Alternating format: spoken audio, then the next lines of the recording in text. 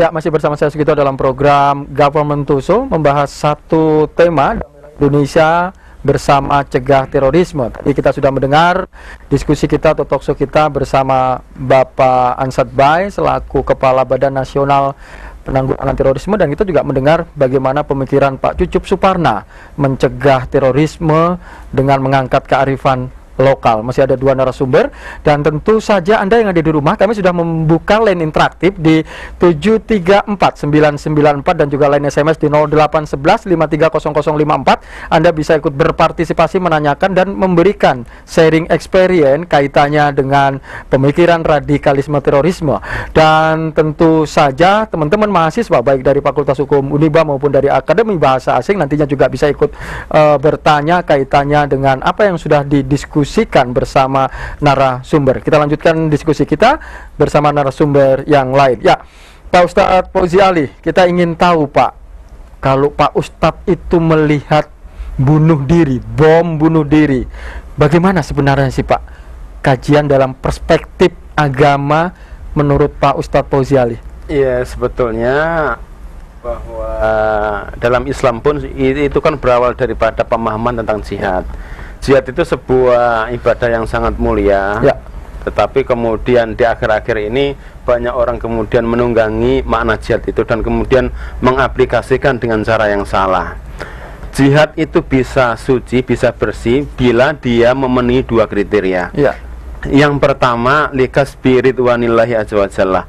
Jihad itu harus yang pertama bertujuan untuk mencari ridha Allah, ya. Yang kedua, tidak boleh keluar daripada litablighi dakwah, ya. Yaitu supaya dakwah itu tersampaikan. Persoalannya sekarang, saya balik bertanya kepada Mas Gito, ya. Apakah bom bunuh diri, letupan bom di mana-mana itu ada nilai dakwah di situ? Ya. Nah, itu perlu kita pikirkan.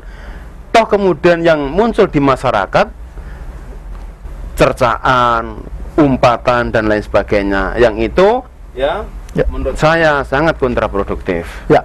Dan Pak Ustadz, kalau kita ingin tahu bahwa ada pemikiran-pemikiran Islam yang radikal yang katanya juga menilai begitu ya, misalkan saja bahwa pemerintah kita ini togut, pemerintah kita ini kafir. Apakah ini secara konteks agama ini dibenarkan sih pemikiran-pemikiran? Apakah sudah mengarah kepada terorisme kalau ya, sebetulnya pemikiran-pemikiran ini jauh dahulu sudah ada, ya. Di zaman Khalifah Utsman bin Affan, ya. Sudah muncul apa pemikiran-pemikiran ini. Munculnya kelompok Khawarij yang kemudian mereka bersepakat untuk membunuh 3 imam. Mereka membunuh Ali bin Abi Thalib, kemudian berencana membunuh Muawiyah, ya. Dan berencana membunuh Amr bin As. Artinya mereka menyimpulkan bahwa mereka ini adalah perlu dibunuh karena mereka beranggapan sudah keluar daripada garis-garis ilahi. Nah, akhirnya apa? Ali berhasil dibunuh, kemudian Muawiyah gagal, Amr bin As gagal, ya. Jadi bukan hanya sekarang, di era modern ini, zaman klasik, zaman dahulu pun pemikiran-pemikiran radikal sudah ada, ya. Kemudian masuk zaman pertengahan itu juga ada. Ya, ada pemikiran dan ada semacam hadis Rasulullah yang mengatakan asyidda'u 'alal kufar, bahwa harus tegas, harus keras terhadap orang-orang kafir. Apakah pemikiran ini yang memasukin unsur radikalisme terorisme dalam agama ini, Pak Ustadz? Ayat ini benar, tapi tempatnya harus kita aplikasikan pada tempatnya. Al-Quran banyak menjelaskan tentang ayat-ayat perang, tapi itu dipakai pada kondisi perang, ya. Juga Al-Quran banyak menjelaskan ayat-ayat tentang damai, juga harus diaplikasikan di tempat damai. Tidak boleh dibalik, ya. Waktu damai ya digunakan untuk perang, tempat ya. Damai digunakan ya. untuk perang, ya. Nah, ini persoalan yang kemudian menjadi polemik di masyarakat, ya. Tidak ada angin, tidak ada ribut, bom dipasang di plaza, tidak ada angin, tidak ada ribut, dipasang di jalan, sehingga maaf saja ini ya, efek daripada bom yang dibuat adik kelas saya Nurdin M Top menjadi kedua kaki ini hilang semua. Ini coba ya. Inilah efek daripada racikan bom yang dulu pernah bertahun-tahun saya geluti. Pak Ustadz, Anda ini mulai sadar kan? Dulu kan Anda pengurus Jemaah Islamiyah ya. Saya tahun 98 ditunjuk oleh Qiyadah Jamaah Islamiyah wilayah Jawa Timur menjadi guru untuk melatih materi field engineering, metodologi pemboman. Bagaimana saya bisa transformasi metodologi pembuatan pembuatan bom seperti yang ada di film-film MacGyver, mulai daripada bom non elektrik dan bom elektrik. Itu semua saya ajarkan kepada. Sudah diledakkan di mana saja? Sudah ngaku. Kalau gurunya sih tidak pernah meledakkan, tapi murid-muridnya nakal nih coba nih, bermain-main bom itu. Tapi Anda kan juga adik bungsu Amroji. Pada saat itu ketika Amroji melakukan itu, gimana pemikiran Anda, Pak Ustadz? Saya sebelum ada bom Bali sering berdiskusi dengan Bang Mokhlas, dengan Mas Amrozi dan Mas Ali Imron. Pada waktu itu saya menentang pemikiran-pemikiran ini, tapi karena jabatan saya, pangkat saya pada waktu itu kalah sama abang-abang saya, jadi saya juga terkalahkan karena ini beda kasta ini. Beda kasta. Ya, Pak Ustadz, ini pemikiran yang luar biasa. Ya, kita ke Mas Bun. Mas Bun, ini sangat terenyuh sekali. Anda menjadi korban ledakan bom di JW Marriott. Anda bisa ceritakan, Mas Bun, ketika pada saat itu Anda berada di mana? Saya berada di lobby lounge di JW Marriott, ada meeting kerja dengan 20 klien kami, dan ada anak baru, anaknya namanya Dani Dwi Permana, masuk ruangan itu dengan 2 bom saat itu. Ya, dan pada saat itu Anda sedang bekerja atau memang mendengar ledakan bom itu? Saya tidak lihat, tidak mendengar, saya langsung kehilangan kesadaran. Dan baru 1-2 menit saya mulai bangun lagi, tetapi ruangannya sudah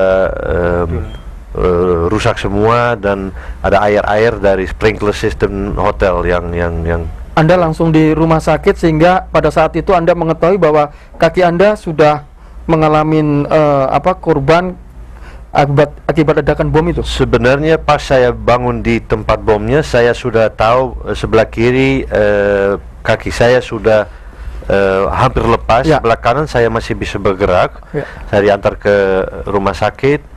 Di sana saya kehilangan kesadaran lagi buat 3 minggu. Saya koma, bangun baru tahu kedua belah kaki sudah diamputasi. Dan ini juga berlangsung sangat dramatis ya Pak Buns ya, dan tentu nanti Anda bisa cerita kembali. Kita akan mendengar dulu pertanyaan dari para mahasiswa kaitannya dengan diskusi kita bersama narasumber. Ya, kita ingin bertanya kepada audien. Silakan teman-teman mahasiswa kalau ingin berdiskusi dengan para narasumber dan sudah mendengar, dan tentu Anda memiliki referensi. Silakan kawan-kawan dari Fakultas Hukum Universitas Balikpapan ingin menanyakan berbagai hal kaitannya dengan diskusi kita pada malam hari ini. Baik, terima kasih sebelumnya Pak diberi kesempatan untuk bertanya. Assalamualaikum warahmatullahi wabarakatuh. Waalaikumsalam. Nama saya Agus Setiawan dari Universitas Balikpapan, Fakultas Hukum semester 2. Saya ingin bertanya pada Bapak Ansyad. Pak, di sini saya kutip bahwa BNPT adalah salah satu, Bapak bilang itu adalah fasilitator. Nah, yang saya ingin tanyakan adalah sejauh mana gerakan BNPT ini terhadap masyarakat. Karena menurut pribadi saya tidak pernah dengar, saya tidak pernah mengikuti namanya sosialisasi mengenai sosialisasi tentang teroris. Kemudian di masyarakat sekitar, anggaplah di sekitar masyarakat tetangga saya juga pun yang sedang kuliah dan sedang bekerja itu tidak pernah bercerita mengenai tentang apa arti teroris, apa gerakan BNPT, sejauh mana Pak. Nah, yang saya mau tekankan, sejauh mana gerakan BNPT terhadap masyarakat.